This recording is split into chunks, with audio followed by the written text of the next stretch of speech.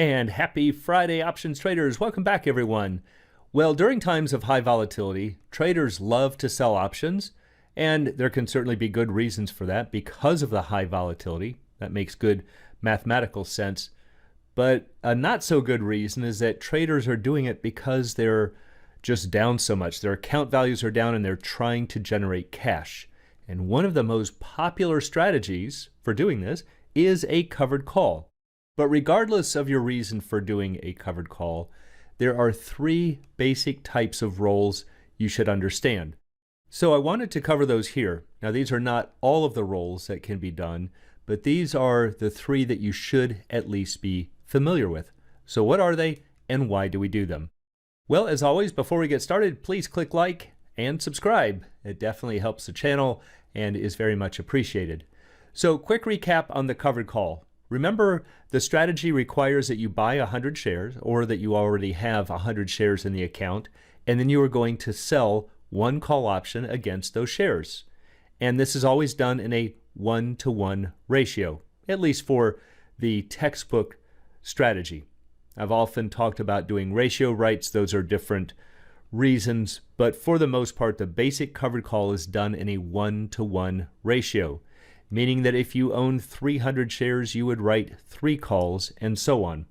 Now, once you sell these calls, you have the obligation to sell your shares for the strike.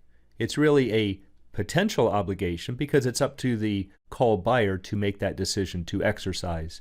But that's always a potential obligation. You might end up waving goodbye to those shares unless you do some type of a roll. So one of the reasons for doing the covered call, one of the big benefits, is that you get immediate cash up front, and this, of course, enhances your returns. And in the process, it also provides a small downside hedge. So as an example, let's say that you buy 100 shares for $100, or maybe you've already got the shares in the account and they're currently trading for 100. We always have to look at that current price because that's the risk that you're putting up. Doesn't matter what you paid for it. This is the current value of those shares. And let's say that you decide to sell one May 105 call for $2. So you're going to sell it 5 points out of the money and you're collecting a $2 premium. Well, once you do this, you now have a maximum gain of 7, and that's because you have a potential 5-point capital gain. You have a current value on the stock at 100. You might have to let it go for 105. So that's a potential $5 capital gain. It had nothing to do with the option strategy. That's just from the stock moving from 100 to 105. But in addition to that, you also received a $2 premium from the sale of the call. So that $5 gain plus the $2 premium is where that $7 maximum gain is coming from. Your downside break even is lowered to 98. Current value of the shares is 100. You just collected 2, so now you could afford to have that stock fall by $2 down to 98 and just break even. So after this trade is placed, this is your resulting risk graph. As always, we get a bend right here at the 105 strike. The price of the stock was 100, but we've shifted it down here. You see where this blue line now crosses 0. It has been shifted down to 98. So that's also a little side benefit. You typically don't get really big downside hedges with a covered call unless you're in periods of really high volatility, but then it's all relative. If you're getting more for the option, you probably need a bigger downside hedge just to make things even. So also keep that in mind. Of course, we see the highest point of our blue curve lined up right here at 7, so that's where your maximum $7 gain is coming from. No matter how high that stock price rises, this is the most you can make. But in all of the examples, don't ever forget that when you have a covered call, you always have the unlimited downside potential. And that's because you own the shares. And so the first thing that you always want to be sure of before you write that call is to be sure you are comfortable holding this downside risk, because this is where the teeth are. This is the part that can hurt you. Yes, it's true if the stock price rises that it's a missed opportunity.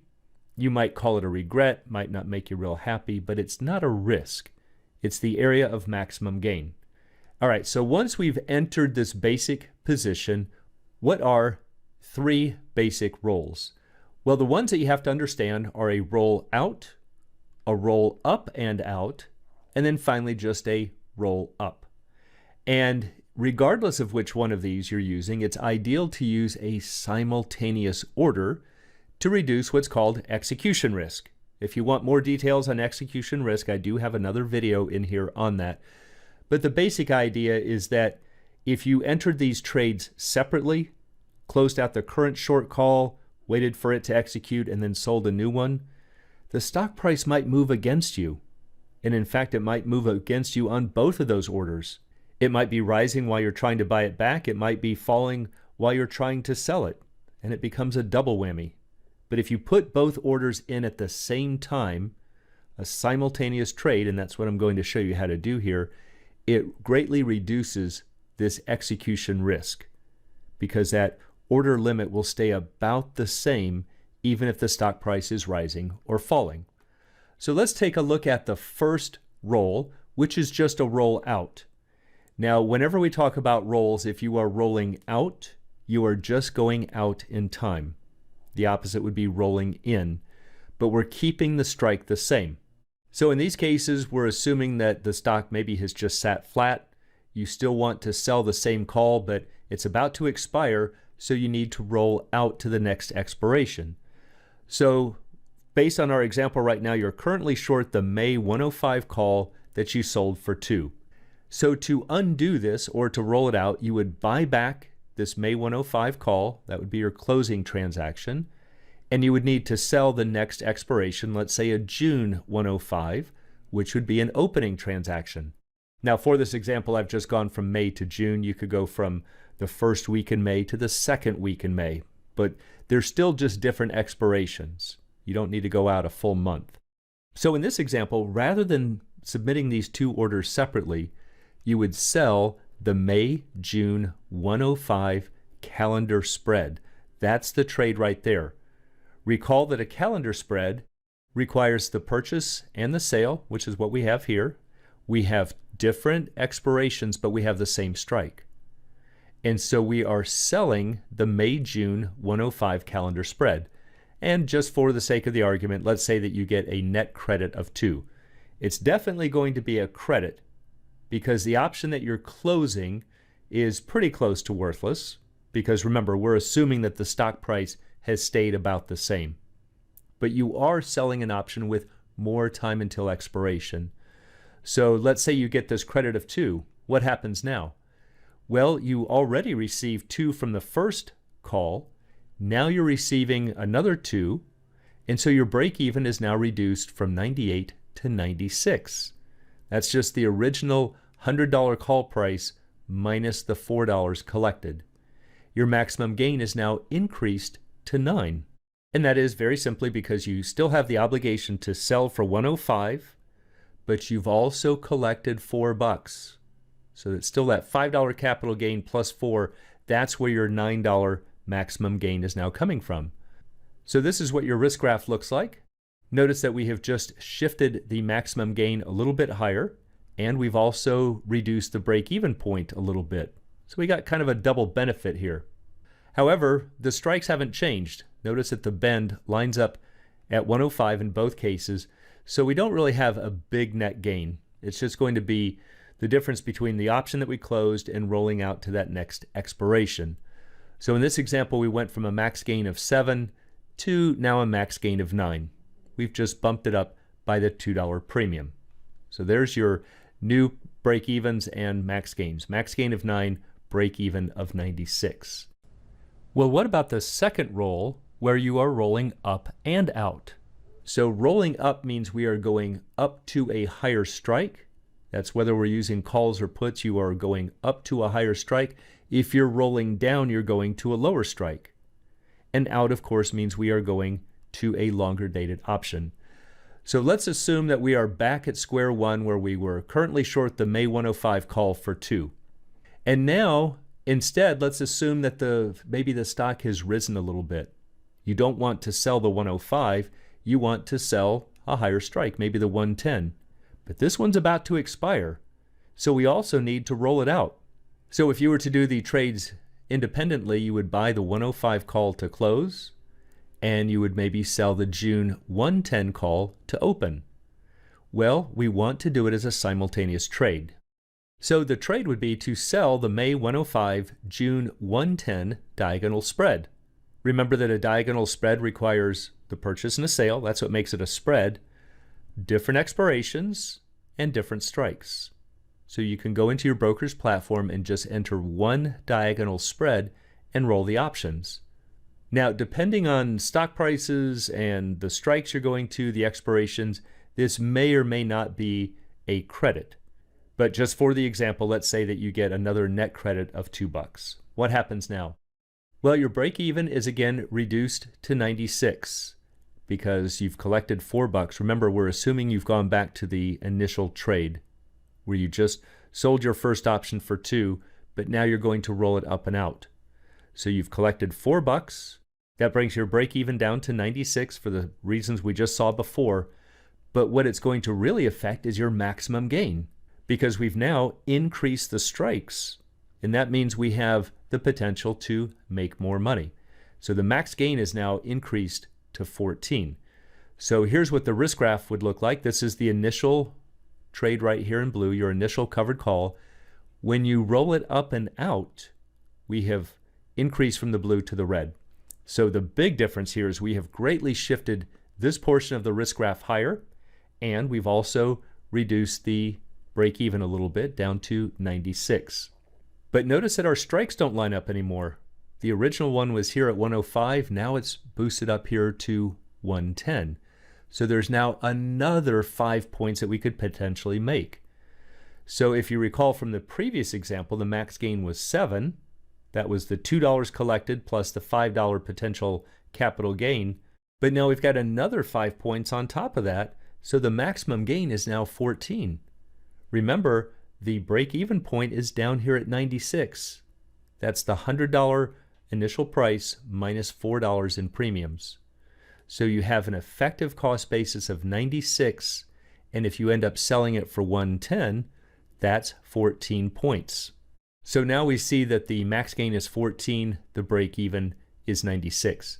So when you roll up and out, in most cases, the effect is going to be that you are sharply increasing the potential gains, but just still keeping a modest reduction in your break-even down here to the downside.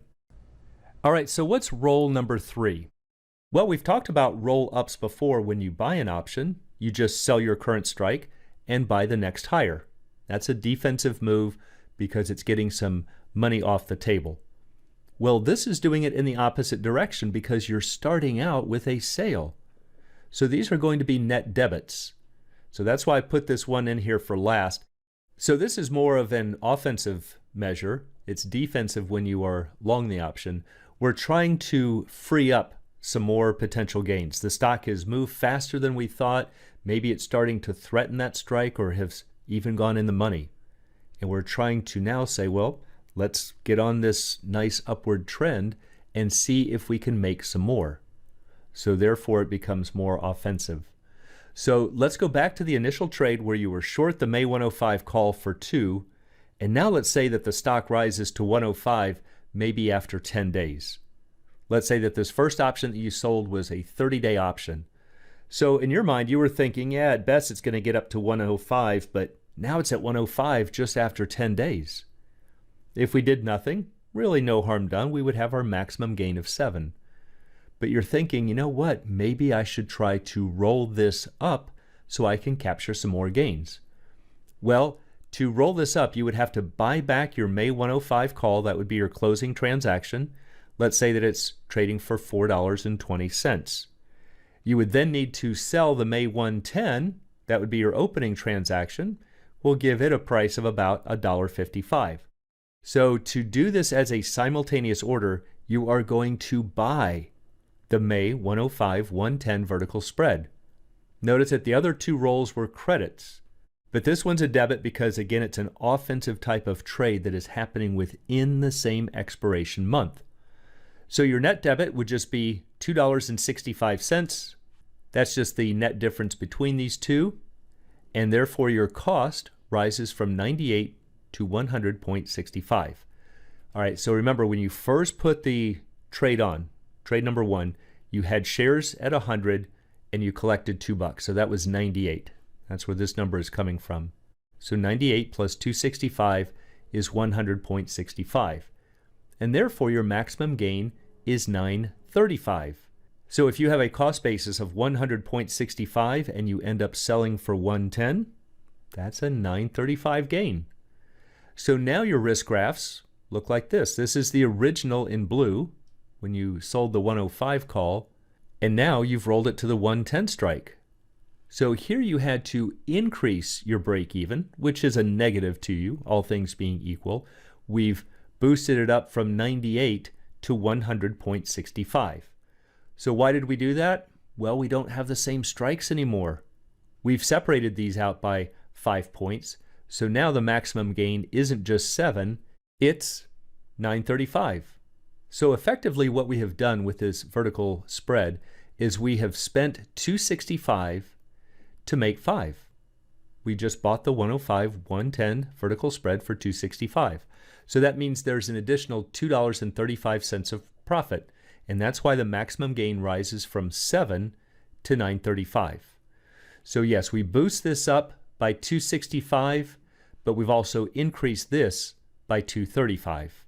So this one you have to be a little careful of because you are increasing that cost basis. Just be sure you understand what your break-even point is and the additional gains that you can make to see if it's worthwhile. But those are the 3 basic roles that everybody should know. Again, they're not the only roles, but if you are using covered calls, those are the 3 that you have to know. So for anyone who'd like to learn more about the art and science of options trading, please check out the Alpha Trader course, Strategy Lab, and a technical analysis course. It's all at optionsatoz.com. Also, please join us on the Options A to Z's Facebook trading group, and you can find a link in the description below.